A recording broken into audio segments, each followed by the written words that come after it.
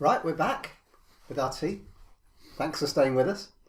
Going to cover a little bit more on the IWA, Lloyd? Yeah, why not? Yeah. Well, you know all about it, I don't. So you're going to have to fill me in a little bit more. Okay. Who else did you... Well, I wanted to cover, just to go through the prices again of the M30, which is £600. I've looked it up since we've been away. And also on... Oh, that went up quick, didn't it? That's right, yeah. And the M16 and M16A, or was it A60, A16A, which is the Wolverine lookalike. Yeah. And those are £100 less. So £500, which is still pretty good. Yeah. For a lot of engineering. Yeah, okay, cool. What I also saw there was the air arms, which we were talking about on the last show. Oh, right, yeah, the Ultimate Sporter regulated. Right. Yes, and they had it on there, and I had a quick chat with Chris, and we have yet another video. Another one, right, okay, back shortly. So I'm here on the air arm stand with Chris. Yeah, Chris Kemp, who's the famous face. Good for radio. Tell us a little bit about the Ultimate Sporter, Chris. Right, as the public demanded, we've had a lot of people asking. What I'm about to say is we are going to start fitting regulators to the sub 12 foot-pound Ultimate Sporter. And in testing, we're looking somewhere around about 40-45% increase on shot counts. Of course.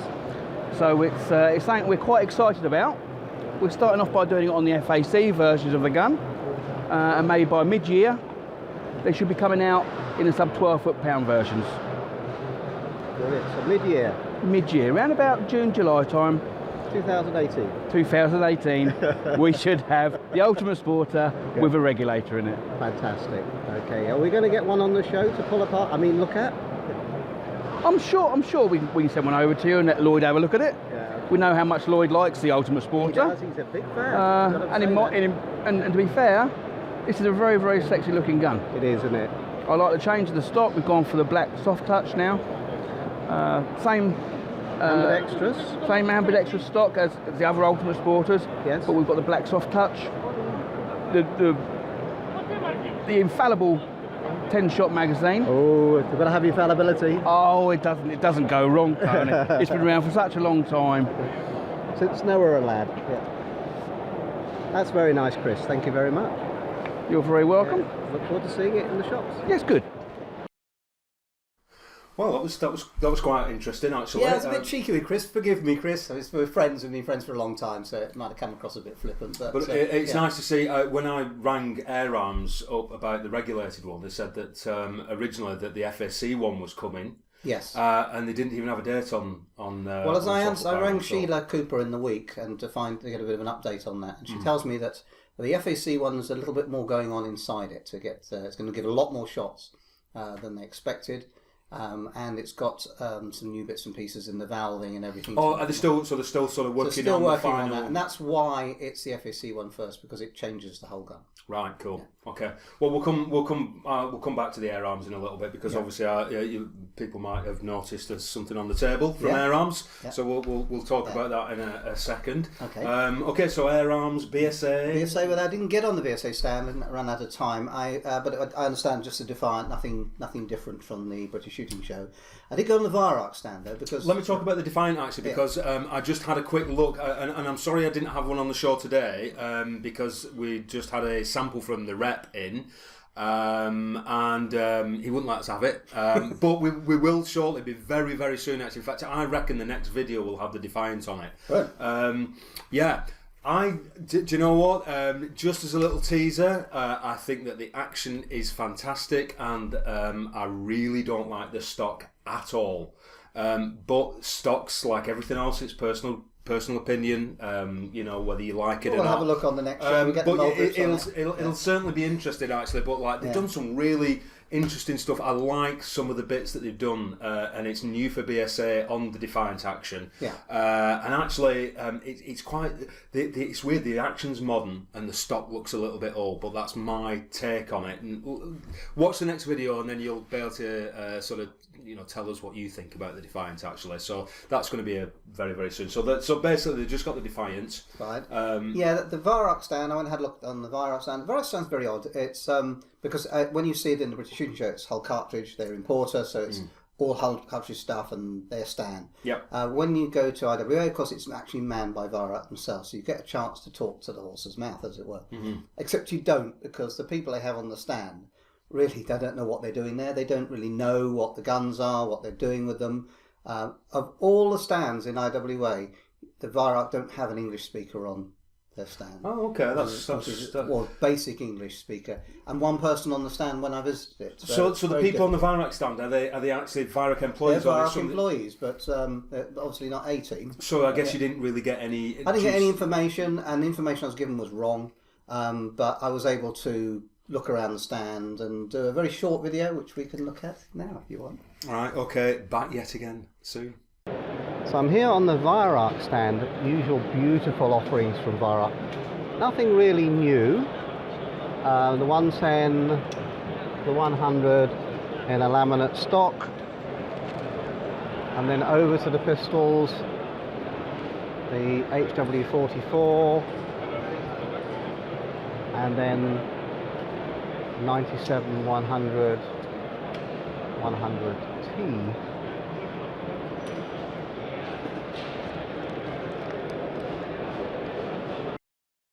Well, do you know what? I was going to say that was an interesting video, but it wasn't really. Very short, It was didn't tell you that. Short, very short and sweet, and nothing really new. I mean, to be honest with you, the HW44 was there, which. Well, when I was videoing, I turned around to ask the guy a question. He'd gone, and I was the only one on there stand. Well, so there wasn't a lot to learn. To be honest with you, it didn't look like there was anything to ask about. No, there didn't look anything new. Shrouded barrel on the rifle on the wall, that looked quite interesting. It looked very long. The pistol, the 44, it looked fantastic, as it did last year when it was launched in the same place. Even more fantastic if it was £100 cheaper. Well, it's really, yeah, it's a little bit on the expensive side. I think they've sort of like not got that pricing right, but I guess at the end of the day, they know how much it costs to manufacture. I would have loved to have seen that pistol at $4.99, but it's like, what is it, $6.19? I think that's actually killed the sales dramatically. Even though it is a really good pistol, I guess if you've got the money and you're not bothered about it, get one. You know, fantastic pistol. But I'll show you what I think you should buy if you want a Virak pistol in a little while, actually, because I've been shooting one. I've just bought one, actually. So Virak, nothing particularly exciting. Anybody else that you saw that we? No, I can't really say. I mean, I'm infatuated with a lot of the blank firing stuff, and there's a lot of basically powder guns as well. There was absolutely the quality of some of these. I had a little bit of Humarex. There's a bit going on there as well. A huge stand as always for Humarex. It's like half of a haul, which is millions of euros to buy that. Well, the Humarex have just brought the Glock out, haven't they? The Glock Air pistol. Yeah, the 19, I think it is. Yeah, that's right. Yeah, well, if anybody watches the Blackpool Air Rifles videos that I do as well, we've just done a little review on the Glock, and to be honest with you, to cut long story short, it's awesome for 99 quid. Absolutely fantastic. Although. Again, do you know what? I'm so bloody fussy sometimes. He's like, I want to see the blowback version. Yes. And I was told that the blowback version wasn't coming for a little while, and I thought, well, that's crazy because it's a fixed slide. It's non-blowback, which also causes a problem because it means that the trigger's double action, so it's really heavy. Right. Oh well, no, it's not really heavy, but it's heavier than you would like for target shooting, even though it's not a target pistol. So anyway, it's a lovely pistol. But I have now been told that there is a blowback version coming in BB and the blowback version in pellet coming. I think it's going to be about July. So, you know, again, we'll have that on the channel. We're probably not going to show the Glock, to be honest with you now, because it's been out sort of about a week and a half, 2 weeks. I've done a review on it on the Blackpool Air Rifles channel separately. There's a few people out there that have already done good reviews on it, so it just like, you know, we'll just be going over the same ground again. So we won't bother doing that. But I'll have a look at the Glock if you're into pistols, CO2 pistols. It's a lovely, and I tell you what, the finish on it, it looks so realistic. It's absolutely fantastic. I mean, you've got to give Humarex their dues. You know, when they do things right, they really do get it absurd. They nail it, to be honest. Yeah, when you look at some, I mean, obviously, some look very toy-like and are inexpensive, but when you look at the quality ones, you virtually can't tell them from firearms. And sometimes you're picking them up on the stands and you're going, is this a soft air? is this an air pistol, or is it actually the real thing? Yeah, yeah. Replica, it's very difficult to tell. Yeah. Anyway, right, okay, so that sort of sums it up, does it really, for the IWA show? It sounds interesting. I mean, to be honest with you as well, there's another little thing that we haven't spoke about, which is Theoben. Yeah. I don't know whether you know much about Theoben, what's going on. Well, it was announced at SHOT Show that I think it's Air Force have bought into RAW, which is Rapid Air Weapons, and RAW owned the Theoben name. So when Theoben went bump in the UK, they were owned by Martin Rutherford owned the name and all the designs. So though Theoben UK was making Rapids, and they were basically under license from the company that he owned, which is RAW. Yeah. When Theoben went bump, that split the Theoben and RAW link, which meant that Theoben had a factory that they were trying to sell that actually couldn't make the guns they were making. It basically meant that nobody could buy it. So Theoben went bye-bye. Impact came up and did what they could with renaming, because they couldn't use the Theoben name, and made designs either legally or illegally, I don't know, but they were making a Rapid lookalike from machinery that they had, and then they went under, or they decided to not make. I think they've just. I was told that basically. I mean, I don't deal with Impact air guns. I suppose it's once bitten, twice shy, unfortunately. And I'm sure like Impact are doing a great job, to be honest. But I have heard that they've stopped manufacturing and they're only actually servicing. Is that right? Yeah, well, they disappeared for a while. Then they came back with a statement they were going to do servicing. Which is good news for anybody that's got a Theoben. But to be honest with you, there are a few other guys out there that do fantastic. I think there's a guy called Kev G that everybody seems to know about off the airgun BBS, and actually a couple of my staff are mad Theoben fans. In fact, one of them's got about 5 Rapids, and he sends everything to Kev G and gets a fantastic job done. Well, good news for them then is that RAW have now sold RAW to Air Force, and Air Force is a much bigger company. Air Force is, is Fort Worth, 20-something employees, making the stealth rifles, and also I think BKL mounts are made by them as well. So that they're manufacturing. They've got a decent manufacturing base, and they've taken over. And of course, because RAW own the Theoben name, they're going to bring back. Or the announcement is they're going to bring back Theoben. All we can hope, to be honest with you, and I'm sure every Theoben fan out there will agree with me, is that it's all very well making a Theoben, but it's got to be Theoben quality. Yeah. And also as well, I would love to see the SLR 98 come back, which is the underlever. And I don't know whether it will or not. There's been no suggestion of that at all. I think they're just interested in. See, RAW only made the Rapid type actions. Had a great reputation, and were doing very well in extreme bench and other sports. Yeah, Martin's done a fantastic job, to be honest with you, and they are very well loved over in America. Absolutely. And there's actually quite a few people who import them. I think is it Michael Torn is the UK. I think Michael Torn's the UK importer for. He's been tied in with them for a long time. And he has. Local he's done. I think Michael's done a good job of getting those guns over here. So that's going to be really interesting. It's interesting to watch. There's nothing wrong with Air Force's quality. They've got good machinery, got CNC centres there, so they should be able to do it. The gunpowder stuff it's been a little bit up and down, to be honest with you, for us. We there's been. I class the Air Force as a tinkerer's. The gunpowder stealth as a bit of a tinkerer's weapon. It can work really well. It doesn't always work really well, but it seems to be there's a lot of enthusiasts out there that are keen to strip these down, get them set up right. And I think once they're set up right, they can run really well. And I'm not saying that the build quality, it seems to be excellent. The materials and the finish and everything seems to be excellent. So hopefully, we'll see some Theobens coming back of the same quality when they were made in England, and that'll be fantastic news. And I'd love to see not just the pre-charge stuff, but I'd like to see the SLR. I'd like to see the equivalent to the Countryman carbine or the Fenman and stuff like that. Watch your space anyway. I mean, let's see what happens. Let's see what happens. Yeah. You were talking actually about the air arms rifle. Yeah. So the regulated version is not coming out till July, I think Chris said, and they're doing some tinkering with the internals. But of course we have the real thing here itself, the unregulated. Well, we have, yeah. This actually showed up earlier than we were expecting, Yes. to be honest with you. And I'll just, I presume, I'm sure everybody's been looking at it already. But what all we've got at the moment, this is what I call a variation on a thing, which is basically the S510 Ultimate Sporter, and they've got a new finish on the stock basically. So we've got a sort of sexy. A lot of these stocks coming out. Soft This sort of soft touch. Yeah. Is this? I presume this is this the same finish as the as Brocock used? Yeah, absolutely. It's a rubberized spray finish. They did say vulcanized. I don't know if it is, but it's a spray finish over usually a beech under. So there's wood underneath that, which means it doesn't feel hollow like a true plastic stock might do. Now, as you probably a bit heavier, you sort of probably know the workings of Brocock. What was the reliability like on these stocks? Did you get any problems with them? I mean, was there any the rubber? The Compato stocks were actually plastic, so they were made by a different company. They weren't made by Manelli. The Bantam stocks were made by Manelli and the soft touch finish. Right. And on some of the Compato stocks.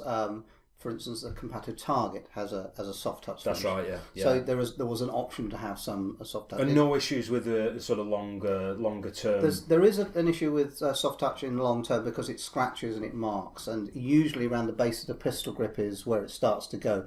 There's been different formulations over the years, and definitely they're tougher now than they used to be. They used to mark very, very easily. Of course, the thing about having a stock like this is you can actually touch it up with a black pen, can't you, if you've managed to get it. But if you do ching this or knock it into something, you're going to see the wood underneath it. Okay. And that's unfortunate. And there's no option of refinishing it. It would be an absolute nightmare, wouldn't it? The whole thing would have to go back to Italy, be completely stripped off. I don't know if it would cost... Not as bad as a Dare State Red Wolf, though. Not the Red Wolf. What was it now? The one where they put the patterning on it. That was the Buckmaster. Yes, that was a laser enhanced patterning. Laser enhanced patterning. Yeah, that was great. But it's one of those guns that you never actually wanted to take out shooting just in case you scratched it and then ruined people it. used to, and they used to scratch them and they would be gone for months while they were being refinished. Yeah, so, that's right. It is a bit of an issue. But I think actually.